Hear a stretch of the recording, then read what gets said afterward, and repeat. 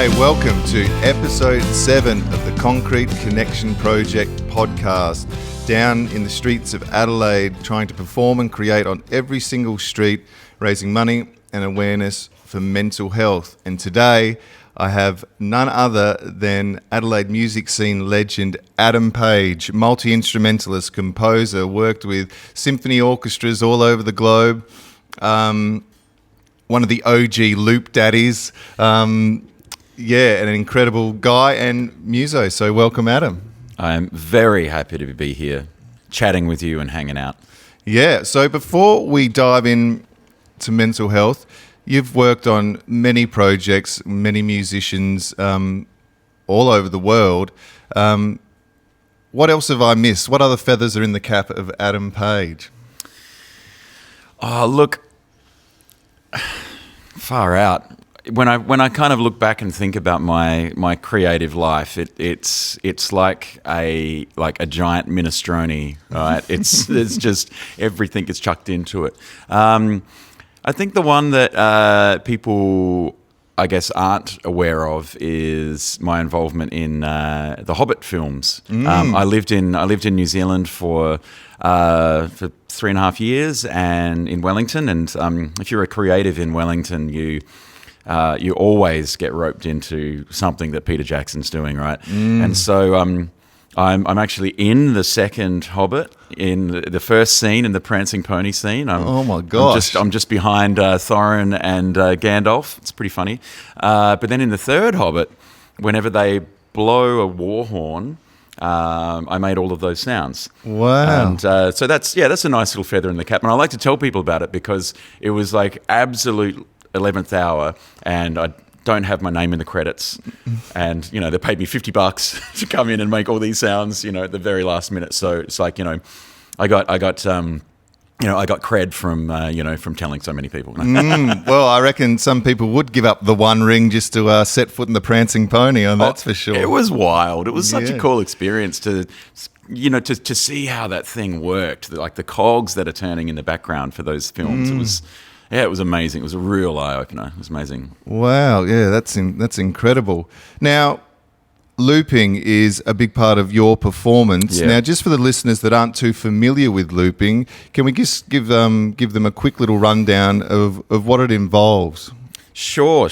Well, I guess you've got the hardware, so which we call a looping pedal. You can also loop in programs as well, but I use pedals, and effectively you use your feet to start recording a sound, and then you press it again, and when you press it again, it loops back, and then you're able to overdub over the top and like build up as many times as you want. My particular pedal has 6 individual phrases that can play independently or together, so you create a one-man band. Or I like to call it a spontaneous symphony of myself. And I'm an improviser as well, so each loop begins as a completely blank canvas. I don't know what it's going to be. I don't know where it's going to go. I don't know how long it's going to be.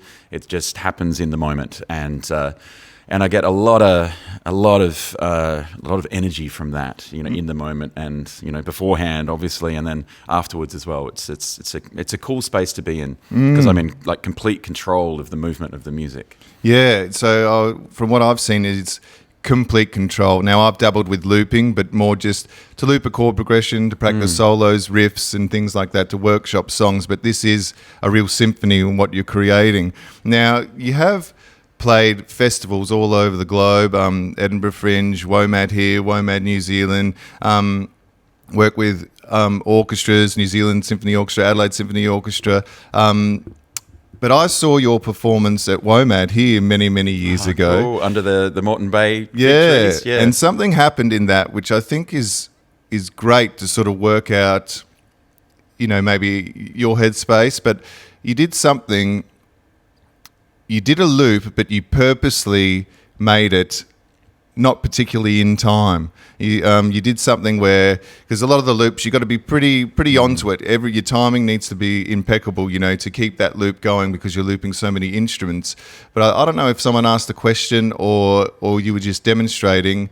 It was like, well, what happens if I don't get the loop right? And you continued and you made an absolute banger out of things that were imperfect. Sure. Yeah, can you talk a little bit about that, if you remember? Yeah. Well, that happens to me all the time, where it might be human error, it might be a glitch in the pedal, but sometimes those loops, especially the first one, it might not be quite right. But if you commit to it, if you decide that that's the sound that I'm sticking with, then the way I do it is I kind of the loops that I create after that, I try to stretch, ever so slightly, to fit within that framework of whether it's in 4 or whatever time signature I'm in, so that then I can kind of stop that first loop and then kind of recreate a new loop that is more in time. But then when I bring that first loop back in again, it has that original kind of wonkiness. But the thing about looping as well is that, because it's going around and around and around and around and around, the more it goes around and around and around, the more used to it the audience gets, and it becomes normalized. And so, there are times that I commit to the error and make it a thing of beauty. Yeah. Well, that's it. Yeah, that's incredible. Now, for some people, doing so many loops and creating such a cacophony of noise sometimes, music as well. It's noise. It can be noise, that's for sure. That can be, for some, quite anxiety-inducing, I imagine. But for you, does it create a sense of anxiety, or does it create a sense of zen? Zen. Yep. Completely zen, because and I mean it's great that you bring that up, because zen is about the moment, and being in the moment. And when you're looping, all I'm doing is capturing these tiny little moments of music, and once it's been captured, it's there forever. I don't need to think about it anymore. All I need to do is react to it.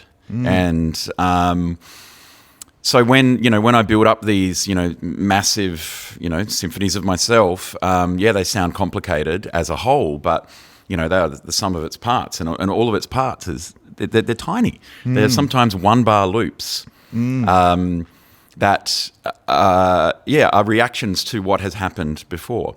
And that's life, right? That's living in the moment. I know we're talking a lot about loops, but there's been a few things already that are mentioned that are great analogies for life, like being present, and just concentrating on that bar, or it could just be concentrating on that moment with your kids, or being present in that moment, because life is a cacophony of sound, of emotion, of everything, and just channeling and concentrating on those moments. I think, so now we've talked a bit about looping, but I think, that can also come into our chat about mental health today, because that's what we're here about. And I do want to do a big thank you to Sue and Sarah from Diverse-City. We're expecting about 15 mils of rain here today, so they've kindly let us pull up here in this beautiful venue again. So thank you to the crew down here at Diverse-City.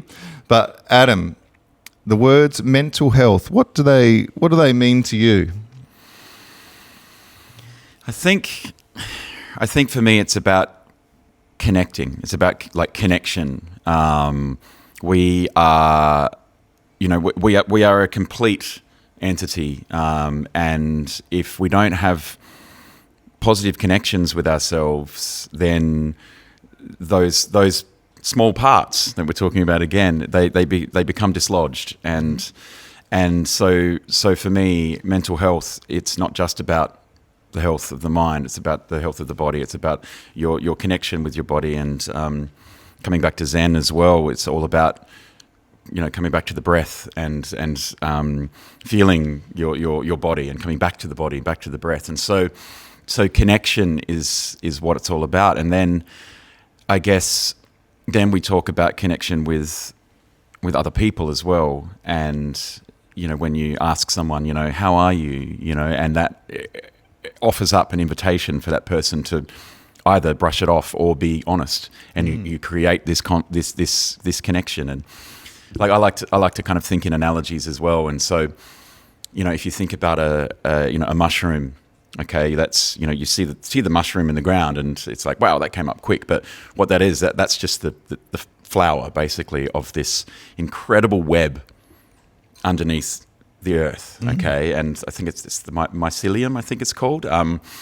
And this mycelium, it's these tiny little tendrils that connect trees together, and they are what sort of connects the forest. Okay, and so you've got these giant trees that are photosynthesizing, getting all of the the sun's energy, but then there's all these tiny little trees that don't get any of the energy from the sun, but they get the nutrients in the water from the big trees via this mycelium, right? And so it's this connection of this web under the earth, or in the earth. And so I kind of think about that as well, is that like our mind, I guess, is like the mushroom, is the flower, but then we have this like these connections to all these other beings and entities that can, if we connect with them, they can give us energy and sustenance, and so we can have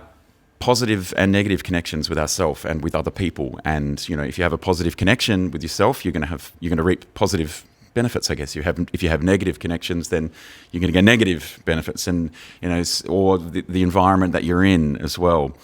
So it's just all connection to me, and being able to not neglect one, to thinking that you're actually building and growing with the other. It's all one connected entity amongst others. That's a long answer to that is a great answer, and probably the most philosophical, because you are doing a PhD now in philosophy. Is that right? Well, no, it's actually in looping. Wow. But yeah, I do. I mean, I've always thought in these ways anyway. I think it's a great way to start conversations as well with people, and to try to make sense of this world that is at sometimes completely senseless. And so and coming back to nature as well, nature has the answers to everything, and left alone, nature thrives. Nature will always win because it's so connected, right? And so for me, thinking about it in those terms, because we're all made of the same stuff, right? And sometimes we forget that we are animals, and going back even further, we're just like, we're made of stardust, baby. We're just all a whole heap of carbon and electrons bouncing around. So like, if we can kind of connect with each other and connect with the environment, connect with everything around us, then we can, I guess, get to a point where we have a little bit more kind of agency over our mental health, I think. And I mean, and also, what we eat and what we consume. We know now that that the mind and the gut biome, or the brain and the gut biome, are so connected. And so, it's connection. Well, a big theme that's been coming up is connection and community. Absolutely. That's come up in nearly just about every single podcast, that sense of community and connection. You are a co-creator of Wizard Tone Studios and Wizard Tone Records. Yep. And are you finding, you do that with a few other fellas, and is there a sense of community in and around that? Absolutely. It's. I mean, I'm lucky that the people I call my best friends are also my collaborators, and I'm so thankful that I have this community that I can kind of mold into, and it's not just the inner workings of the studio; it's the people that come through as well. And yeah, I think, I mean, if you're an artist, and especially if you're a musician, you're automatically thrust into a community, and so we're very lucky, and I'm just so very thankful to be a part of that. So, I think it's key to to being like truly connected with yourself is to be able to be vulnerable with other people, and those communities, especially artistic communities as well. When you're on stage, you're laying your life on the line, and so you're instantly being vulnerable with those people who you're working with on stage, who just happen to be your friends as well, and it's just a beautiful thing to be a part of. Yeah, but also like it extends past the stage into the audience as well, because if you're an artist that really strives to connect with the audience as well, then that mycelium, it starts spreading out into the audience, and I think, look, let's go there. Let's talk about Taylor Swift. Like, I love Taylor Swift. Me right? too. I love Taylor Swift. I think she's just magnificent, and she has like billions of fans, and she connects with each one of them individually. And I think that's just such an incredible trait for someone so popular. She could ignore that whole side of things and just revel in her fame, but she doesn't. Like I wish I'd been to the concert, right? One of the concerts in Australia, just to be in that audience, to feel like she's singing to me, right? And so that's on like the super fame level, but on a local kind of grassroots level as well, we can have exactly the same like influence on people's mojo, vibe. We can change people's lives, through our art, while we're kind of nurturing our own. Yeah, I'm glad you mentioned Taylor Swift, because maybe for two bearded men, it might not be that cool to say, I'm a Swiftie, a big fan like that. So I think there's a real sense, that is beneficial to your mental health, is to be proud of the things that you like and be authentic with the things that you like. Yep. Because I think the more you put that sort of stuff on the table, and not worrying about the judgment of others, I think the more proud you become in yourself. Yep. And, the more sense of authenticity you carry. And I think that's a big thing, particularly for my mental health. Now, going back to maybe things that we love, that we like to, that we want to send out into the world, and being authentic. I did see a picture of you, of your feet in particular, and you were rocking an awesome pair of Teenage Mutant Ninja Turtle socks. Oh, man. Are you a Ninja Turtles fan? Big time. Oh my Absolutely big time. Like, and I'm talking like old school. So I've got the original graphic novels as well. And I actually, 2 days ago, I went to a comic store in town and ordered like a collection of like the next the next editions that I don't have as well, in black and white as well. I'm a huge Ninja Turtles fan. And my God, that makes me so happy. Yeah. And I mean, I loved the new film, the Mutant Mayhem. I thought that was brilliant, and I thought the animation was just stunning. And I'm a huge fan. Yeah, like even of the live action movies, like pretty cheesy, but I know. I'm even a fan of Rise, which absolutely gets murdered online, which is sort of one of the newer Nickelodeon iterations of it. But oh man, I love the Turtles, mate. Yeah, I did hear a quote one time saying, "Growing up is being proud and rekindling of a love of things you had as a child."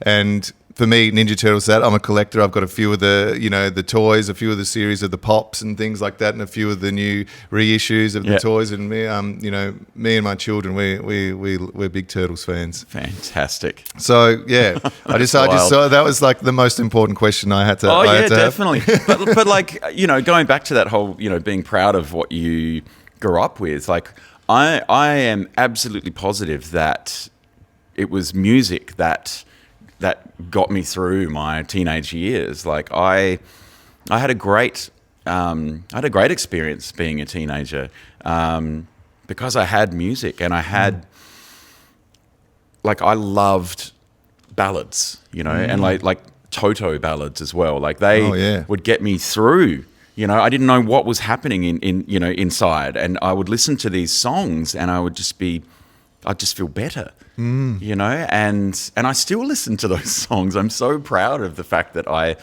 am deeply connected with this, you know, really cheesy pop. They're great ballads though, and you know, and I even though I've grown as a musician so much, and I've gone through university, I've done the jazz course, I've written for symphony orchestras, I've done all this amazing stuff. Like, I'm constantly going back to the things that made me happy when I first discovered music. When I first discovered that this thing that we call music can lodge itself in my heart, you know, and in my soul, and right in here, and change me.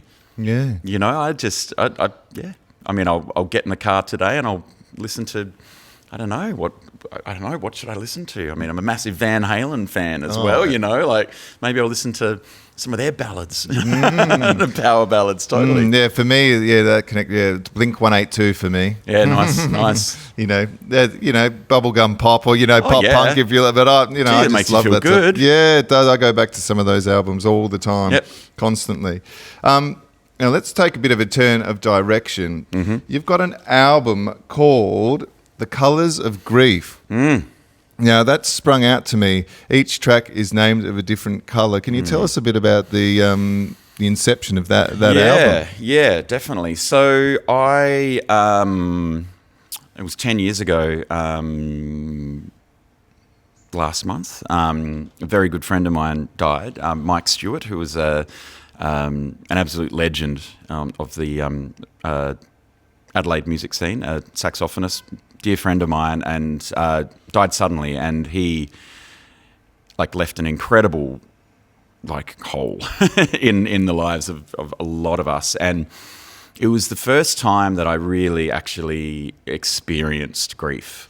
I'd had family members die, but it felt like, the grandparents, it was the end of their lives. They'd lived a beautiful, enriching life, and it's just the way it is. But when someone fit and healthy dies, and all of a sudden they're not there, it was full on, and I'm still, not really processing the grief, but I don't really understand it, and so there was some other things that happened in my life, in our family's life, that really kind of weren't that great, and I knew that I needed to firstly deal with Mike and how that affected me, and that was through music. And so I basically, when Mike died, I felt red.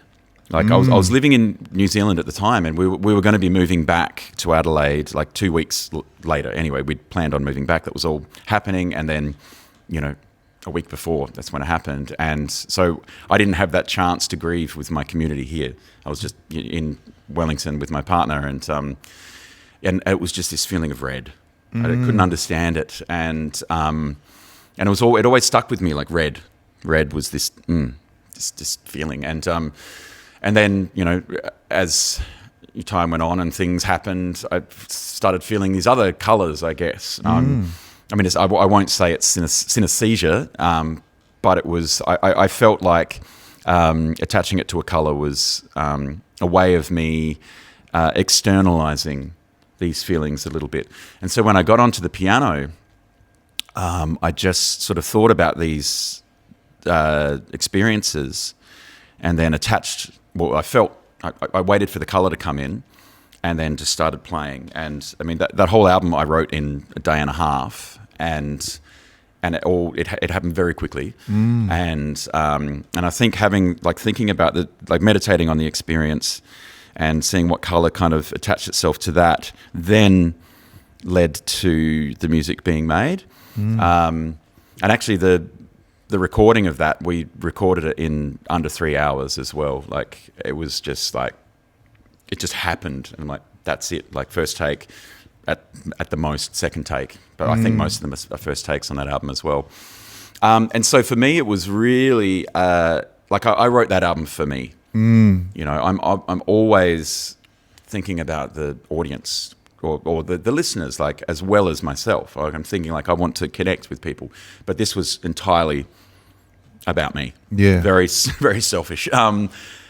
But what's happened in the time since releasing that album is it's got a life of its own, and I'm constantly getting people coming up to me saying that album really helped them through some pretty hard times, and I didn't expect that. I didn't expect that at all, and it's just one of those kind of jewels that come out of creating art that come from like a really personal space. That it can connect other people and give them experiences that I never would have expected as well. So, yeah, it's a pretty special album for me, and apparently other people as well. Yeah, well, it's definitely riddled with emotion, you know, and you can feel those colours, and you can, you know, feel the grief. Yeah, and also when I recorded it as well, I found my worst reed as well that I had. So I'm a saxophone player, and I found the reed that was the hardest to play, and that's the reed that I used because I wanted it to be a challenge to create this music, and I wanted it to work really hard.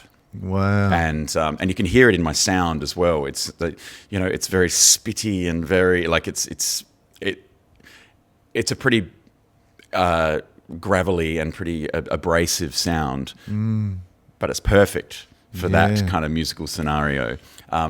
But yeah, I was working hard, and some of the notes as well, all you can hear is air because I just couldn't get the note out. But the intention of that note is there, and the air is there, and it's like, well, this is perfect. Yeah. You know, in any other situation, I probably would have said, oh yeah, let's stop the take. I'm going to get a better read. But it's like, nope. This is the decision I've made, and I'm sticking with it. That's incredible. Yeah, the path of most resistance with that reed. Exactly. But what came out the other end was something very different to what I would have created in a more comfortable space. Yeah.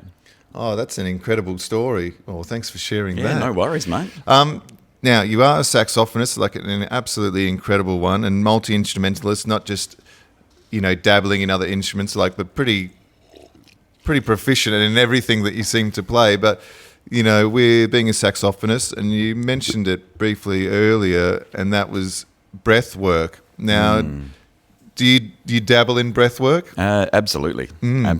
And I used to have a pretty regular meditation practice, and since having kids, that's kind of, I mean, it's probably the one thing that I need to do the most, you know, and I always find that I just don't have the time. And there's that beautiful Zen saying that if you don't have time, or if you can't meditate for 5 minutes, then you should meditate for 20. You know, like, and so yeah, I've done a lot of breath work through meditation, and also just through being a saxophone player and like doing a lot of, you know, diaphragm breathing down to, you know, the bottom of the lungs, and yeah, I feel like the work that I've done and continue to do to this day has elongated my life, because I mean, and I think the science is in as well. If you breathe better, you do live longer, you know, and so it's a very important part of my life. And sometimes though, like when you're stuck, you know, in your head, you forget to breathe, and you're taking these shallow breaths, and if you just spend, you know, three long breaths down to the diaphragm, it's just like, there's clarity again. And luckily, with, you know, being a saxophone player or any kind of instrumentalist where you're like blowing, and I guess that comes down to like being a vocalist as well, is that we're constantly stimulating the parasympathetic nervous system, which is the part of the nervous system that helps us relax. And so the way that you stimulate the system is by taking a deep breath and then a long exhalation. All right? And so that's what you're doing when you're playing the saxophone. You're going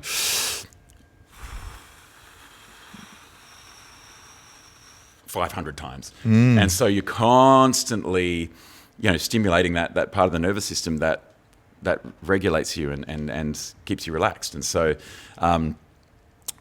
that's why, it feels so good. Like when I do a long practice session, I like to not just think about the musical gains.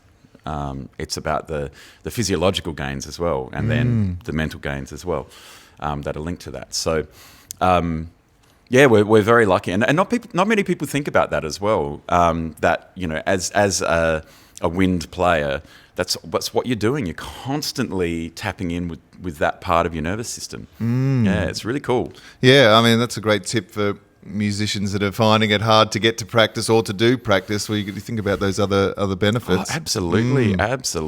And thinking about where for me as well, I love thinking about where the vibrations are in my body, because each note has a different resonance, and each note effectively resonates in a different part of my body, and again, that comes down to connecting, making a conscious decision to connect fully to your body and the sensations in your body as well. And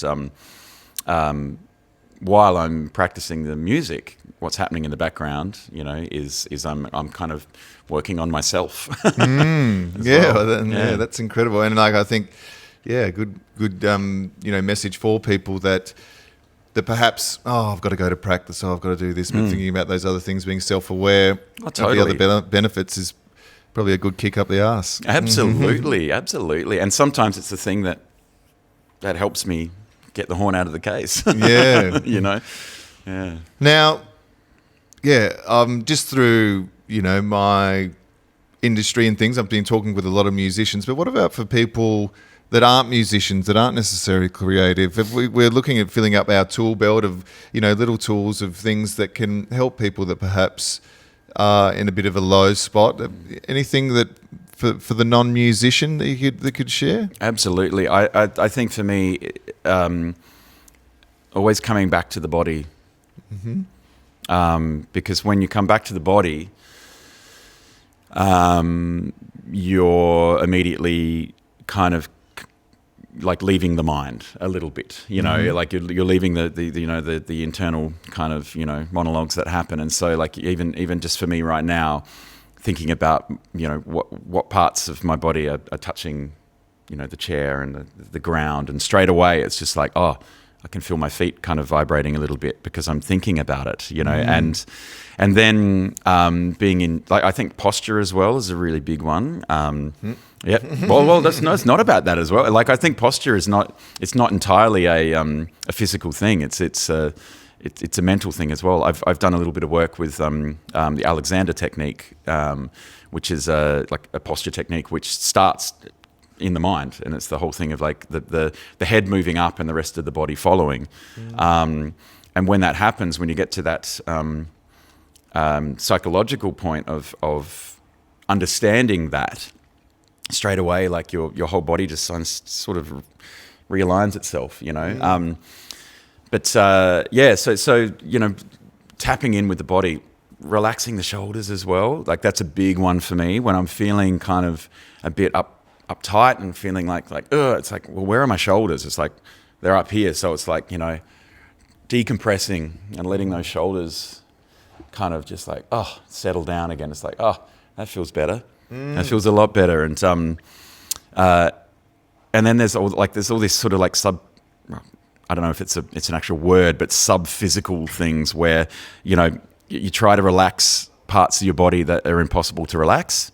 So like if I try to, when I'm playing the saxophone, I try to relax the top of my hand, like they call it the dorsal side of the hand. It's impossible to relax that part of the hand. But when you think about that and relaxing that part, you straight away, your fingers just become so relaxed. You're not relaxing your fingers. Well, you are as a byproduct of that, but you're thinking about the top of your hand.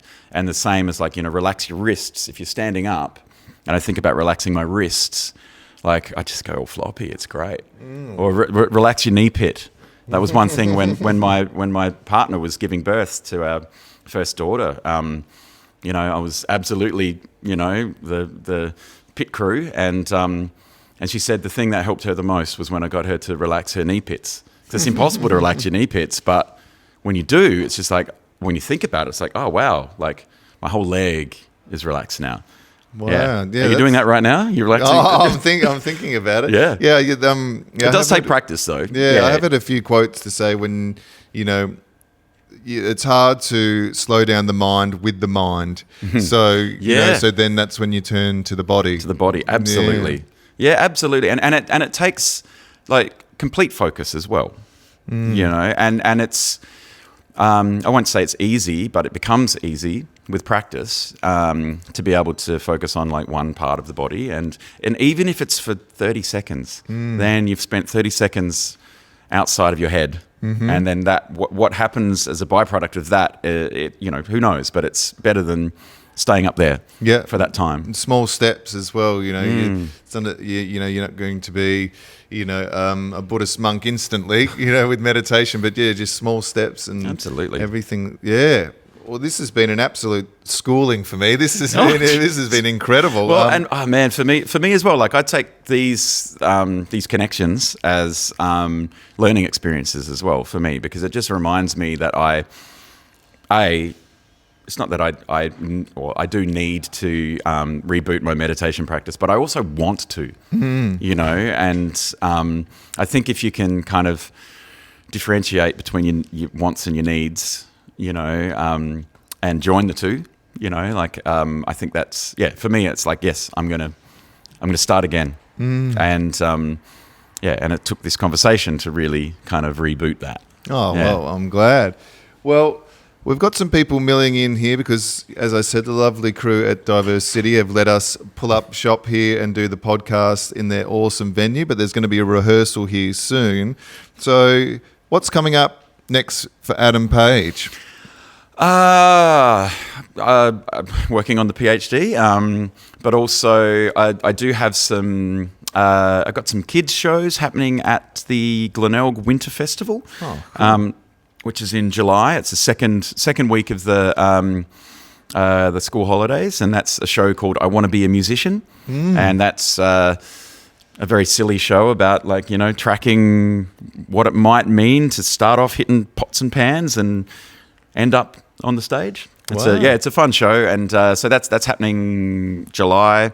I've got gigs here and there in different bands, but I think my big gig at the moment is trying to be a good dad. Yeah, what a great message.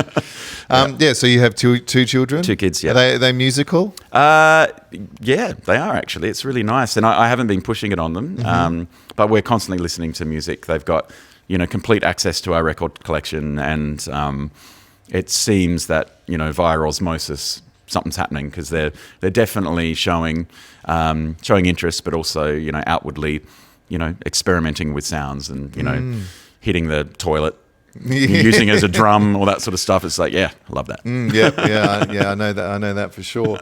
Well, I reckon that's just about all the questions I had, Adam. Yeah, this has been an incredible chat. When the weather gets a bit nicer, it'll be great to hit the streets with you and play a few tunes. Yeah. We just did pop down. There was a street I missed just before called Adams Lane, so amazing. We'll share some photos of that. But thank you so much for joining me, and thanks to Diverse-City for having us. I'm going to link down a few of the clips to show you what the looping is all about, and definitely a link to the album, The Colours of Grief, because I think that's pretty important, and we went pretty deep on it there, so I appreciate you sharing that story. No problem, mate, no problem. Well, thanks so much, Adam. Cheers, legend. Cheers. Good on you.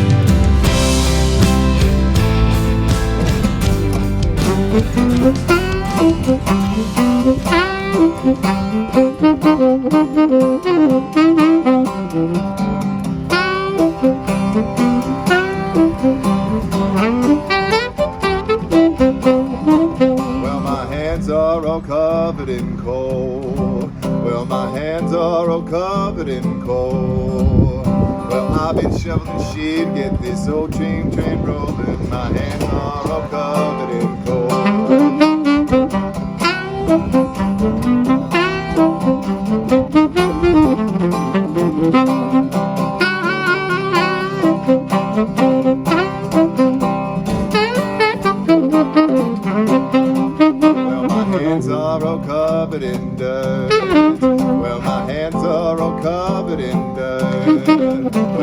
I've been shoveling shit in the graveyard of sinners. My hands are all covered in dirt, but my compass, it always points south. Well, my compass, it always points south. Well, I've never known south been 6 feet underground. Well, my compass, it always points south.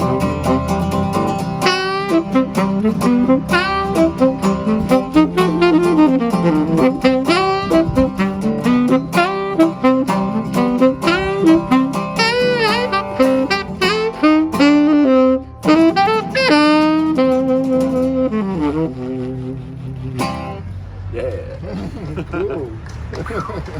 Why, thank you. Thank you.